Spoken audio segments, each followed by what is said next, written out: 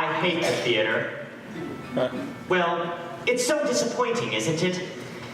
Do you know what I do when I'm sitting in a darkened theater waiting for the show to begin? I pray. Oh, dear God, please let it be a good show. And let it be short, oh Lord in heaven, please. 2 hours is fine, 3 hours is too much. And keep the actors out of the audience, God. I didn't pay good money to have someone in a lion costume come crawling down the aisle. I just want a story and a few good songs to take me away. I just want to be entertained. I mean, isn't that the point? Amen.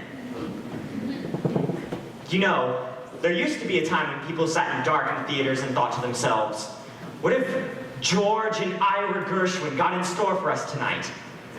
Or, can Cole Porter pull it off again? Now it's, please, Elton John, must we continue this charade? It used to be sitting there in the dark. You knew that when the show began, you would be taken to another world. A world full of color and music and glamour. And you'd think to yourself, my God, when are they going to bring up the lights?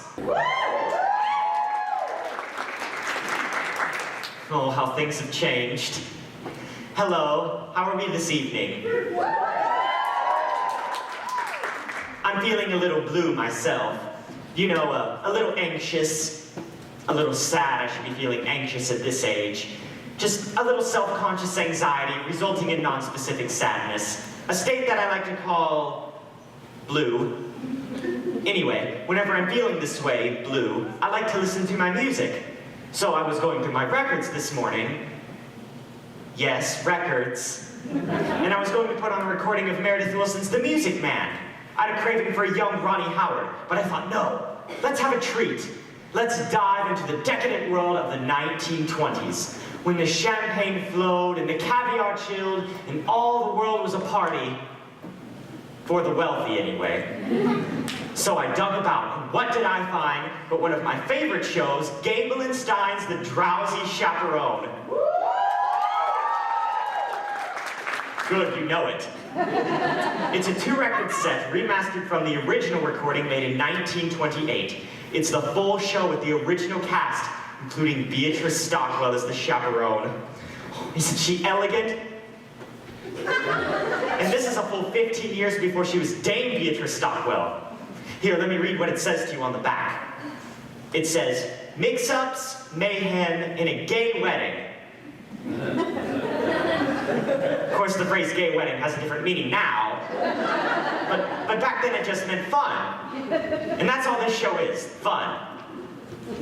So, would you indulge me? Would you let me play the record for you now? Oh, I was hoping you would say yes.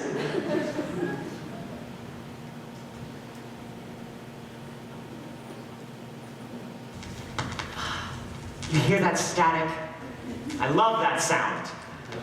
To me, it's the sound of a time machine starting up.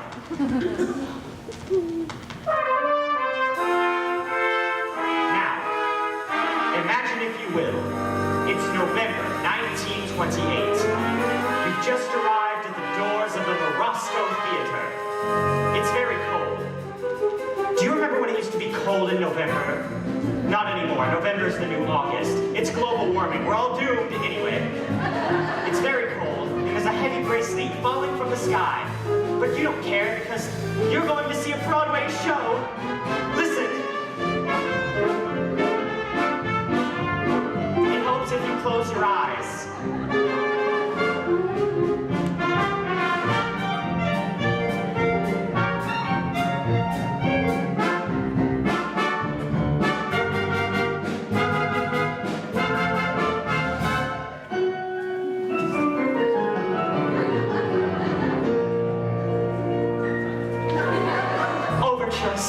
Overtures are out of style now.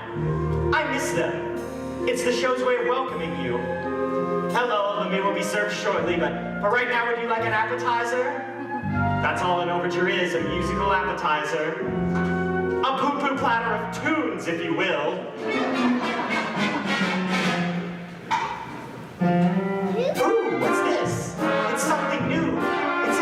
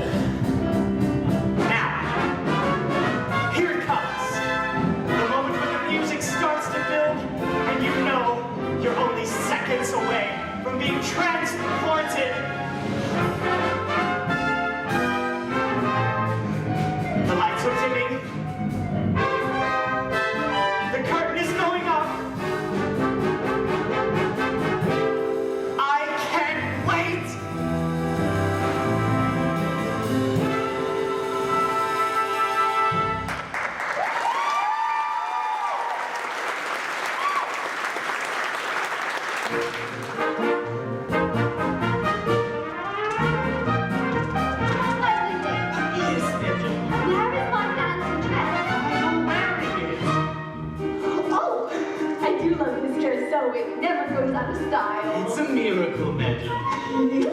My dress, my fancy dress. I don't know why I'm wearing it, I must confess. My dress, I love my dress. Will someone tell me why I put it on? Yes, your dress, your fancy dress. 'Twas such a pleasure airing it, restitching and repairing it. God bless your dress, is one fine dress, and I will tell you why you put it on. Wedding bells will ring, wedding bells will chime. Madam, you're the hostess and it's happy wedding time. Wedding bells will ding, wedding bells will dong, wedding bells will ding, ding, ding along. Your dress, your fancy dress. We're very, very glad you put it on. Wedding guests have come, Wedding guests are here, wedding guests are at the door, and soon they will appear.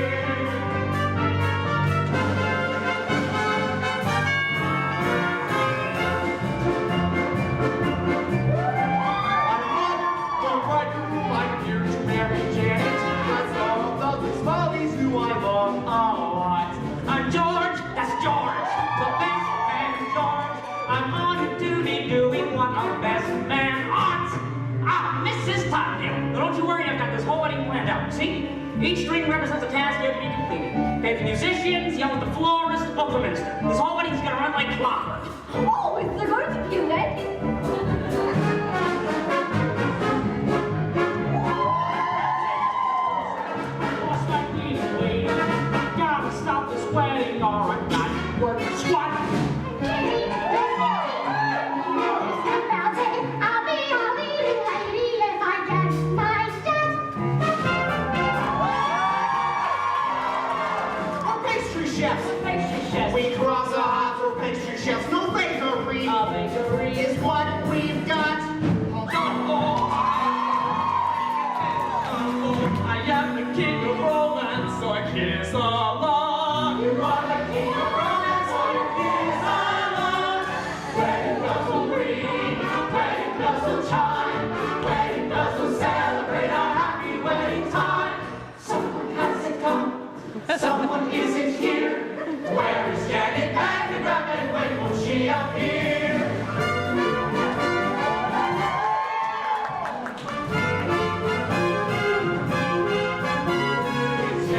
It's Janet-Sami Weathersby. I'm Janet Weathersby, here to marry Robert Martin, giving up a life of glamour to tie the knot. Am I late? Chaperone, Janet Weathersby, made of honor, friend, and happiness, and all that right. Where's the bar? No wedding, it's prohibition, Ned. No wedding, how can I think I brought my own. no wedding, That makes me drowsy. truly happening, almost happening, what is happening? I'm Trix, of the sky. I circle through the stratus in my modern apparatus. I'm Trix, I've got a fly. I'll see you when they tie the knot.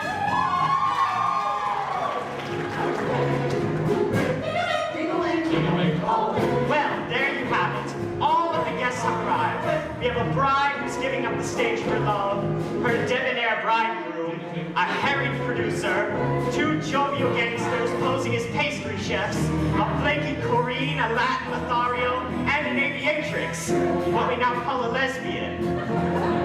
And of course, my favorite character, the Drowsy Chaperone. What do you need for an evening's entertainment? Wedding bells will ring, wedding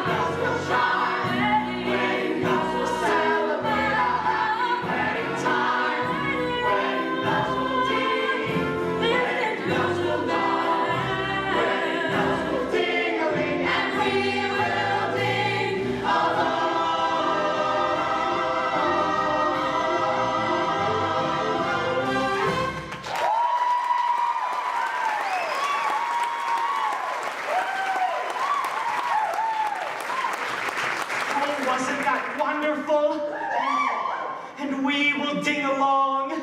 I don't even know what that means.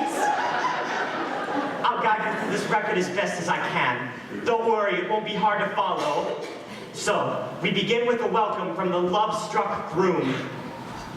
Well, I just wanted to thank you all for coming. Why, who'd have thought that Robert Martin would be marrying a glamorous showgirl, and that glamorous showgirl would be willing to give up a successful career for me. Robert Martin. Now, if it weren't for Prohibition, I'd say let's raise a glass. Here. To Miss Janet-Sami Weathersby, the most beautiful girl in the world. Absolutely not! Excuse me? The groom mustn't see his bride on the day of the wedding. It's bad luck. I hope you heard that, because that's the plot. Basically. Hang on for the ride. Breakfast will be served in the Arabian room. So it's a little early in the day to be drinking, isn't it? I don't understand the question. Listen, you just keep Janet away from Robert, you understand? You are the chaperone. That's your only job? Hi, Mon Capitone. Oh, Robert, who is my little monkey? I am. So, the bride and groom are whisked away, and we turn our attention to the B plot, which involves the producer. Mr. Feldzieg! Getting married and leaving show business. Mr. Feldzieg! You know I got obligations. Mr. Feldzieg! Not now. I could be a leading lady. You said it yourself. I'm useless in the chorus. Kidding. For the last time, you ain't got what it takes. But I've been taking lessons. Singing, acting, ballet. Ballet? Yeah, I'm pretty good too. Last week I auditioned for Swanee Lake. A little annotation here. Feldzieg and Kitty were a couple in real life. Their names were Jack and Sadie Adler. Now, here we have a familiar comic construct. We have a stupid woman and her long-suffering companion. Although, in the end, she does something clever that makes people wonder if it's just an act. The irony here is that Sadie actually was quite stupid. Jack apparently had to explain all the jokes to her. But she had an amazing career on the stage, and this is a time when the theater was the only place where stupid people could ever make a decent living. This was before television, of course. Kitty, I don't have time for this. Appetite for Mr. Feldzieg? Not now. Perhaps a nice profiterole. Boys, I'm not hungry. Then perhaps we can give you something else to chew on. Yeah, some of it ain't food. What? Your confusion is to be expected. Although we stand here before you in the guise of innocent pastry chefs, we are also And primarily, employees of a certain individual. A certain individual. A certain individual who happens to be the largest single investor in Feldzieg Follies. He has sent us here today as pastry chefs, to express his concern on Miss Van Graff's impending nuptials. specifically, That if she gets married and leaves the show, then there ain't no show. Hey! Don't I know you? no, you don't. Have you ever spent any time in Toledo? Have you ever spent any time in Tacoma? No. But I have a cousin in Seattle. Kidding! Boys, you can tell your bosses what is never gonna happen. You have my word. Oh, we'll take your word, all right. But to go back on your word would be a recipe for disaster? No. I hope we have made ourselves perfectly clear. One can only hope. Scott, you kidding me? A trifle much. Don't talk with me, all right? You dropped the pastry chef routine already. Alas, we ganache. You're on the lamb. Lamb's an entree, you macaroon. The gangsters were played by interchangeable vaudeville duo, the Tall brothers, John and Peter Tall. They were born Abram and Mendel Maslowskowitz, but were renamed in Ellis Island by a sarcastic immigration official. They were an early example of the typical Broadway gangster, full of wordplay and stylized movements and not very intimidating. Unless you find dancers intimidating. Which I do, but for reasons that would not pertain to this situation. Now, we'll leave the matters in your hands, Mr. Feldzieg. In the meantime, feel free to browse the dessert carousel. Try the Toledo surprise. It's to die for.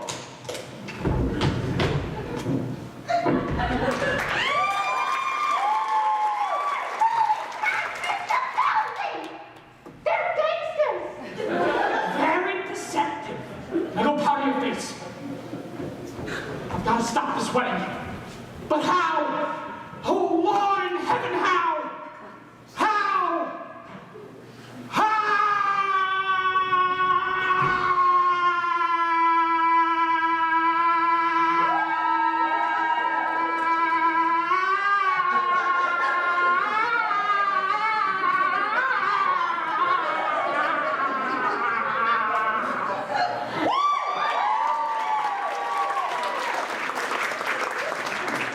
thought this moment was a little overplayed.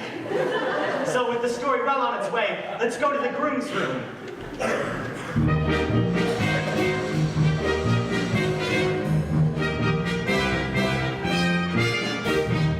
Hey there, handsome. Show me those pearly whites. The groom was played by the dashing Percy Hyman. He started out as the Albright toothpaste man. His fabulous smile adorned every tube. Albright was hugely popular in the early 20s because it contained cocaine. It's true. If you read the label, it's the 5th ingredient down, right after sugar. Anyway, it wasn't long before it became a huge matinee idol. Well, don't worry. It's perfectly normal for the groom to be nervous on his wedding day. It is. Well, of course! A lot of people say Percy Hyman was a bad actor. To those people, I say, shut up. Hey there, Mr. Mirror Man, shaking and waking, trembling like them Brady cats do. Something may be bothering you, and I know just what it is. Cold feet, brother, you got cold feet.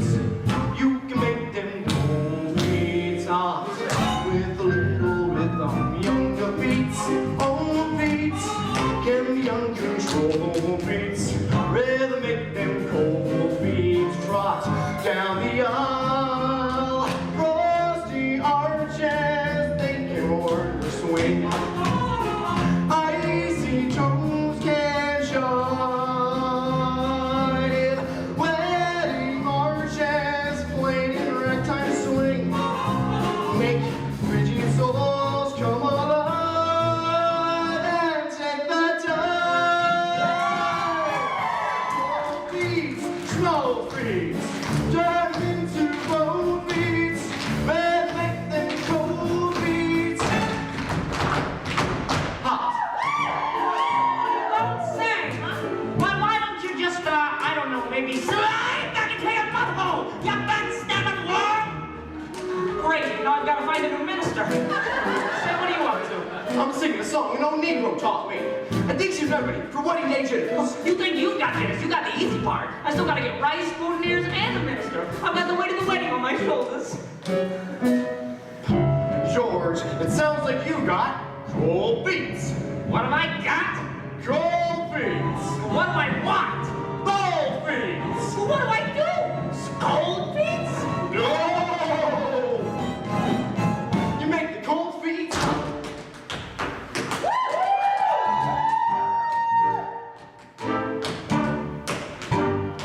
There you go, Georgia. Tap dance. What? What's going on?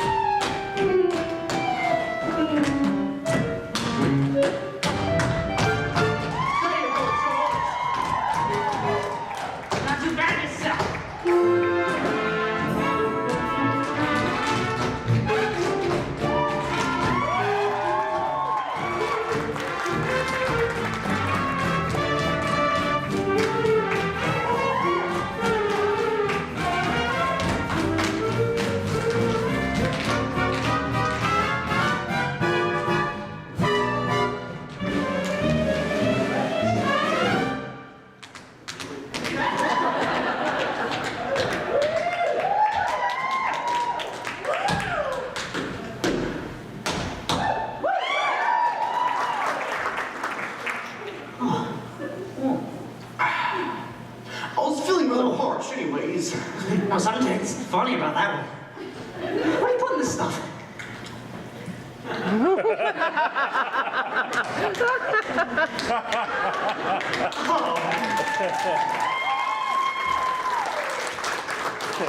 I like that guy. Anyway, a 5, 6, 7, 8. No beats, no beats. Turn 'em into moldies. Rather make them cold beats. It's hot.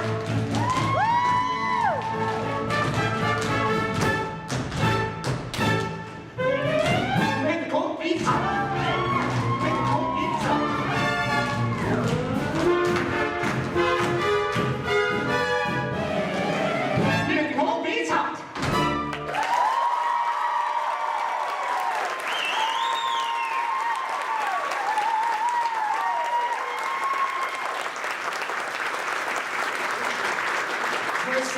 Was a wonderful performer. I like to think of him panting and sweating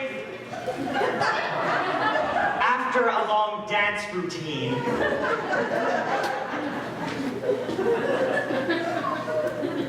He's still alive, you know. I saw him on the news recently celebrating his 100th birthday. To say that the years had taken their toll on him would be a grotesque understatement. They wheeled him out, and he had on that wide-eyed expression of pain and confusion that God reserves for the very, very old. You know, the one that says, "Who are you? Who am I? And why is this cake on fire?" You know. Anyway. Oh, all right. That's enough of that dancing around like a fool. Sorry, George. I'm just trying to calm my nerves. It's my wedding day, after all. Well, you could have snapped an ankle. Tap dancing is much too dangerous. Here, why don't you go out for a skate instead? That's right, when I'm gonna go off some steam. George, what would I do without you? Oh, wait a minute. Oh, no.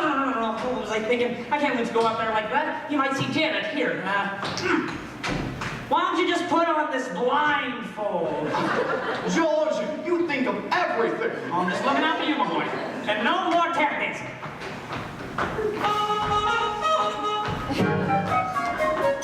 Wedding bells will ring. Wedding bells will jive. Wedding bells will celebrate. Just ignore it. It does this occasionally. It rings. It'll stop in a second.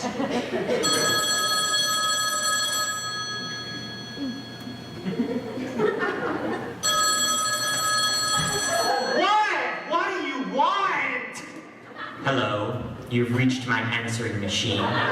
Please leave a message after the tone and I will call you back at my convenience. This doesn't mean I'm not home, so don't take this as an invitation to burgle. Well, that's it. The moment's ruined. Thank